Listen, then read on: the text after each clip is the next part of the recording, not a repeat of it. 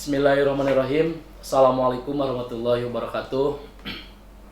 Innal hamdalillah nahmaduhu wa nasta'inu wa nastaghfiruh wa na'udzu billahi min syururi anfusina wa min sayyiati a'malina may yahdihillahu fala mudhillalah wa may yudhlil fala hadiyalah. Asyhadu an la ilaha illallah wa asyhadu anna Muhammadan abduhu wa rasuluh amma ba'd.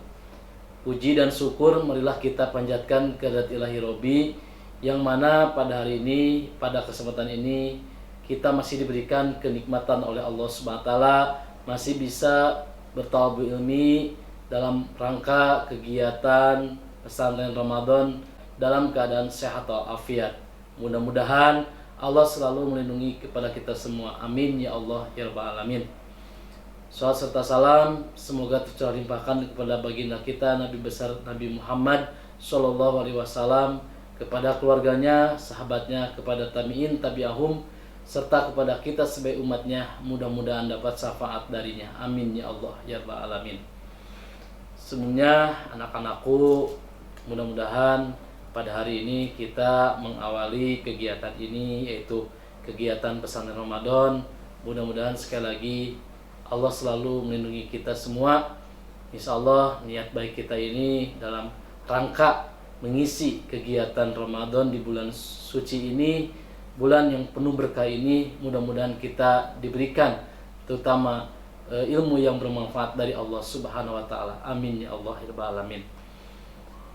Alhamdulillah anak-anakku, pada kesempatan ini Bapak di sini akan menyampaikan salah satu materi tentang materi yang ada hubungannya dengan dalam pembacaan Al-Qur'an, yaitu yang dinamakan dengan ilmu tajwid. Salah satu ilmu tajwid ini adalah salah satu ilmu yang sangat penting untuk kita semua dalam bagaimana kita cara membaca Al-Quran yang baik dan benar. Tentunya salah satu untuk kita supaya baca Quran kita itu sesuai dengan kaidah-kaidah yang sebagaimana mestinya. Nah, untuk itu kita harus kita gali apa sih yang disebut dengan ilmu tajwid itu, dan bagaimana kita menggunakannya atau memakainya dalam baca Quran itu sendiri. Nah, jadi dasar kita dalam membaca Al-Quran, jadi salah satu dasarnya kita dari awalnya, dari pertama harus paham dulu dan harus tahu dulu apa sih itu yang dinamakan dengan huruf hijaiyah. Nah, huruf hijaiyah yang berjumlah 28 itu, ini sangat penting sekali kita tahu untuk salah satu dasar kita baca Quran. Nah, kenapa kita sejak kecil kita sudah belajar yang namanya metode yang namanya Iqra atau Qiraati. Nah, ini untuk menunjang salah satu untuk kita bagaimana kita baca Quran yang baik dan benar. Nah, salah satunya dengan tadi metode Qiraati ataupun Iqra. Nah, ini sangat membantu sekali karena kita ini sangat membantu sekali untuk keberlangsungan atau kelancaran dalam baca Quran. Karena awalnya itu tadi sebagaimana tadi dikatakan itu dari huruf hijaiyah. Nah, huruf hijaiyah ini harus paham. Nah, dari mana kita keluar huruf hijaiyah ini? Apakah dari al-asafatain ataupun dari al-haq ataupun dari lisan dan yang lainnya. Nah, ini harus paham. Nah, jadi sebagaimana yang disebut dengan huruf hijaiyah itu harus sesuai dengan keluarnya huruf itu, atau apa istilah dalam ilmu tajwid adalah makhorijul huruf itu. Nah, makhorijul itu adalah di mana tempat keluarnya huruf, yaitu di mana keluarnya huruf. Nah, sebagaimana di sini ada tempat keluarnya huruf itu, ini ada 5 diantaranya, yaitu ada yang disebut dengan as-safatain. Yang kedua adalah halq.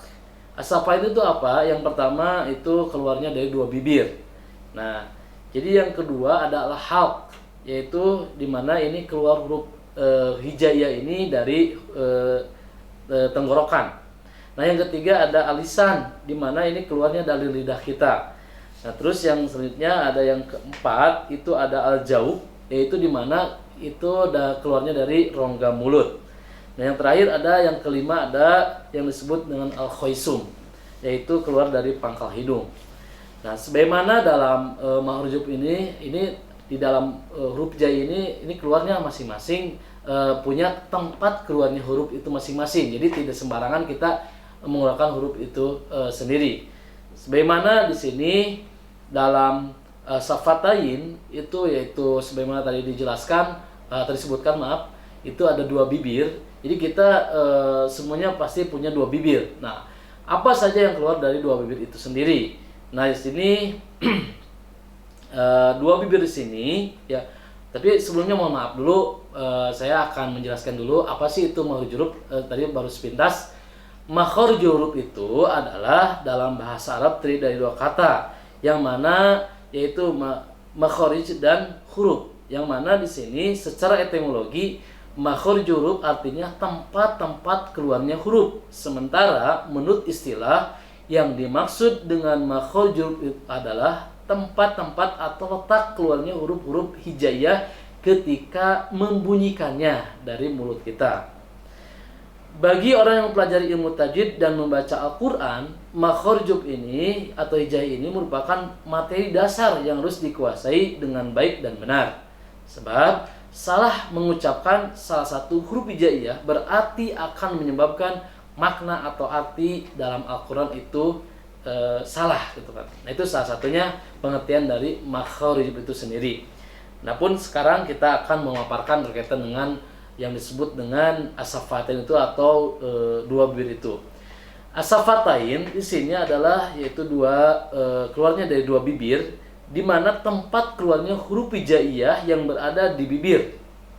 As-safatain terdiri dalam 4 huruf. Yang pertama ada huruf fa. Nah, bisa dirasakan oleh kita semua, bisa kalian anak-anakku di sini kita bisa praktekkan bagaimana kita mengucapkan huruf fa. Nah, itu dari dua bibir, fa. Jadi tidak mungkin kita mengucapkan huruf fa ini dari tenggorokan ataupun dari hidung. Nah, berarti ini harus dari keluarnya huruf, yaitu keluarnya huruf as-safatain itu. Jadi hurufnya contohnya huruf fa. Fa itu bisa dirasakan kita, fa. Jadi tidak bisa huruf fa itu keluarnya dari tenggorokan, tidak bisa. Jadi harus dari fa. Jadi maaf, dari dua bibir. Ya, itu jadi fa. Bisa dirasakan masing-masing, bisa dipraktekkan oleh anak-anakku di rumahnya atau di tempatnya pesantren masing-masing. Nah, itu salah satunya ya. Jadi huruf fa di sini yaitu keluar dari dalam bibir yang bawah. Nah, itu serta menepati dengan ujung dua gigi seri atas. Nah, jadi bisa dirasakan lah. Jadi bibir bawah fa. Yang kedua, huruf yang termasuk as-safatain di sini yaitu ada huruf wawu. Nah, wawu di sini yaitu huruf wawu ya, wa. Nah, ini yang kedua wawu atau wa, maaf. Yang ketiga ada ba. Terus yang keempat ada mim atau ma. Nah, ketika dikasih kasro harokat fatah berarti ma, atau di di harokat kasro berarti mi, dan seterusnya. Di mana wawu, ba dan mim di sini keluar di antara dua bibir, antara bibir atas dan bibir bawah. Hanya saja untuk wawu bibir membuka, sedangkan untuk ba dan mim bibir membungkam. Nah, bisa dipraktekkan kita bersama-sama. Di sini untuk wawu ya, itu terbuka bibir kita. Ya. Wawa. Nah, itu jadi seperti itu, wawa. Nah, itu seperti itu kurang lebihnya. Jadi wa. Beda dengan huruf mim dan ba. Baba itu membungkam. Baba. Ya. Baba. Nah, untuk satu lagi tentang huruf mim. Mim, mama itu pasti membungkam untuk pengucapan dari huruf dari as-safatain itu, yaitu dari wawu, ba dan mim. Itu bedanya atau termasuk huruf yang disebut as-safatain. Yang kedua, di sini dari makhraj itu sendiri yang kedua ada al-halqi. Ada al-halqi yang mana al-halqi di sini adalah artinya tenggorokan. Kita pasti semuanya punya tenggorokan masing-masing. Juga ini sama, bisa dirasakan oleh kita masing-masing bagaimana kita mengucapkan huruf yang dari tenggorokan. Nah, kalau tadi dari bibir, dari dua bibir, maaf, Kalau sekarang dari tenggorokan. Nah, dari tenggorokan di sini, ya al-halqi di sini artinya tenggorokan, di mana tempat keluarnya bunyi huruf hijaiyah yang terletak pada tenggorokan.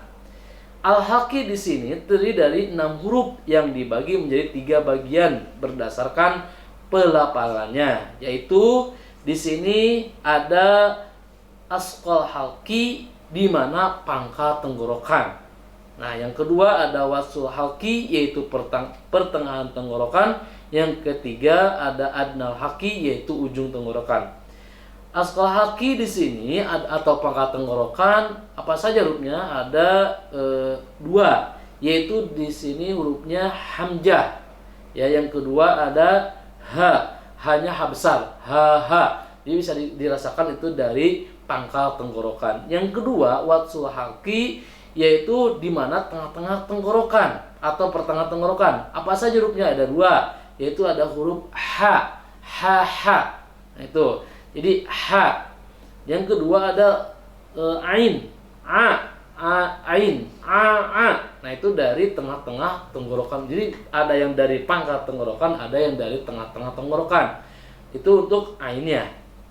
Ya, a. Jadi bisa dirasakan oleh kita semua. Terus yang ketiga ada adnal halqi, yaitu di mana ini ujung tenggorokannya.